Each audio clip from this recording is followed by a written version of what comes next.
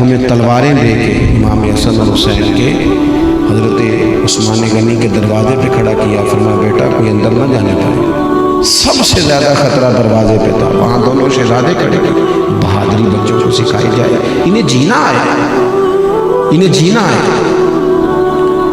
اور پھر صبر جو ہوتا ہے نا، قرآن پاک میں 90 سے زیادہ مرتبہ کم و بیش صبر کا ذکر ہے۔ احادیث و آثار دیکھیں گے تو 500 کے لگ بھگ علماء نے جمع فرمایا جس میں صبر کا ذکر ہے۔ حضرت مولا علی شیر خدا نے تو نچوڑ بیان کیا، فرمانے لگے جس طرح پورے جسم میں سر کا مقام ہے نا، اسی طرح دین میں صبر کا مقام۔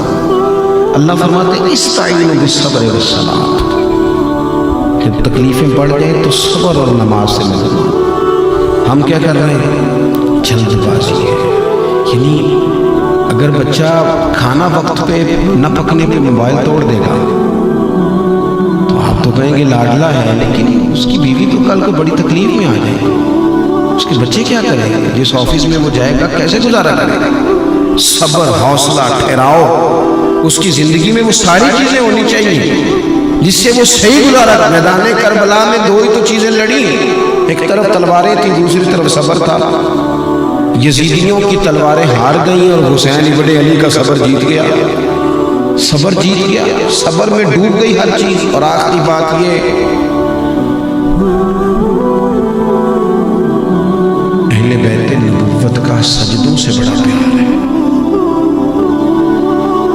یہ کچھ وقت ایسا آیا ہے کہ وہ جو لوگ کچھ ٹائم مصلے کو دے لیتے تھے، تلاوت کو دے لیتے تھے، وہ بھی تھوڑے تھوڑے کمزور ہو گئے، کیونکہ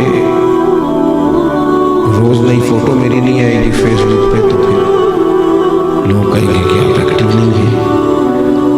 تھوڑا سا مسلح جن لوگوں کا بہت ہوتا ہے وہ طاقتور ہوتے ہیں، کچھ دکھ نہ بڑے ذاتی سے ہوتے ہیں، بندہ کسی سے کہہ نہیں سکتا، بڑے ذاتی نجی ہوتے ہیں، اپنے آپ سے بھی چھپاتا ہے بندہ۔ اگر مسلح آباد ہو نا، دعا مانگنے کا سلیقہ آتا ہو تو پھر وہ سارے دکھڑے بندہ رب رسول سے کہہ لیتا ہے اور طاقتور ہو جاتا ہے، جی لیتا ہے، ڈپریشن، ٹینشن، ان ساری بیماریوں سے دور نکل آتا ہے۔ شرط یہ ہے کہ اس کا مسلح آباد ہو، لیکن ہر چیز ہماری آباد ہے، کچھ صرف 10 سے 20 منٹ روز فرض کے علاوہ رات کو اکیلے بیٹھے اپنے مالک کی بارگاہ میں۔ کتنا کو بھاگیں گے دنیا اور دنیا داروں کے پیچھے، لوگ تو تھکا دیتے ہیں۔ جتنی دعائیں اللہ سے مانگ سکتے ہیں، اور کمال دیکھیں حضور نے فرمایا جو رب سے زیادہ مانگے اللہ اسے راضی ہوتا ہے، ماحول خوش ہوتا ہے۔ آپ کسی سے 2-4 دفعہ کسی چیز کا مطالبہ کریں تو کہتا ہے تیرا تو کام ہو گیا ہے، لیکن اللہ سے جتنا زیادہ مانگا۔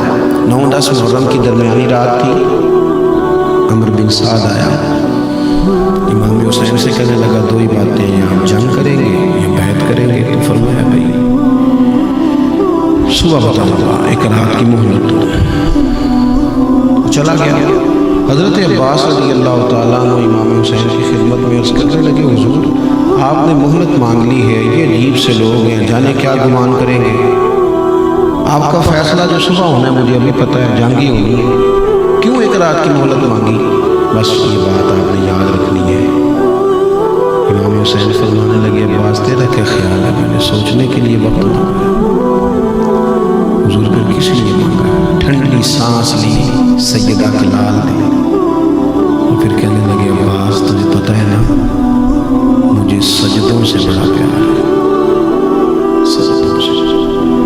ایک رات رہ گئی ہے، دل کرتا میں رج رج کے سجدے کروں، اس کی بارگاہ میں کہہ دوں سارا کچھ۔ آج میں نا اس ریت والی زمین پر پیشانی خوب رکھوں گا، اپنے مالک کی تسبیح پڑھوں گا، آج اس کے حضور حاضری دوں گا، آج لطف آئے گا۔ کبھی جب پوری طرح دنیا دل توڑ دے تو پھر جو سجدے کا مزہ ہوتا ہے نہ بچا بچا کے تو رکھ اسے، تیرا آئینہ ہے وہ آئینہ، شکستہ ہو تو عزیز تر ہے، نگاہ آئینہ ساز میں، دکھی جب ہوتا ہے تو پھر تو لطف آتا ہے سجدہ کرنے کا۔ اپنے سجدے مضبوط کریں، عبادات پر توجہ دیں، اور تنہائی میں کچھ چیزیں بندے کی اللہ رسول سے راز بھی ہونی چاہیے، سب نہیں سب کو بتایا جا سکتا۔ اس پر تھوڑا غور کریں گے تو اہل بیت نبوت کا یہ والا اسوہ ہمیں بڑا مضبوط کرے گا۔ اللہ کریم کی حضور دعا ہے جو کہہ سکا ہوں